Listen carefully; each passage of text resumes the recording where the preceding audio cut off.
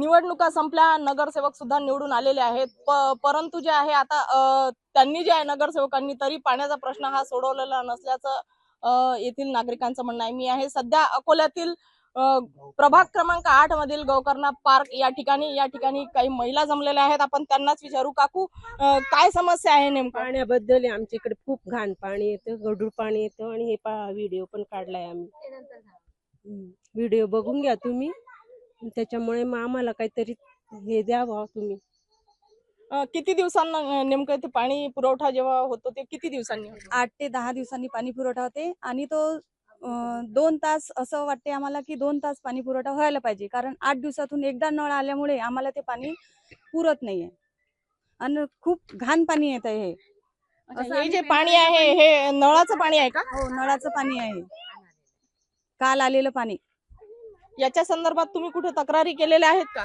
हो, तक्रारी केल्या आणि काल फोन पण केले, पण ते म्हणत होते की अजून 4 दिवसांनी आम्ही नळ सोडणार आहे।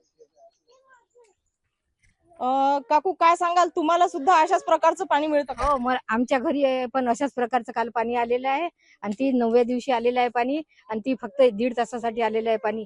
असं पाणी असल्यामुळे आम्ही आमच्या टाकीत पण चढवलं नाही आणि त्या पाण्यापासून आम्हाला त्रास आहे आणि सर्व वास वगैरे येऊन राहिला, भांडे धुवायच्या कामाचं सुद्धा नाहीये ते पाणी।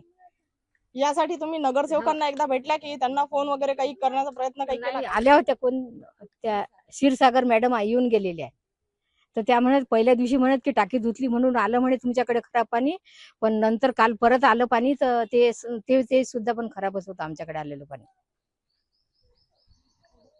वारंवार तक्रारी करून सुद्धा आपल्या तक्रारींना कुठेतरी न्याय मिळत नाही किंवा पाणी सुद्धा व्यवस्थित पिण्यासाठी मिळत नाही।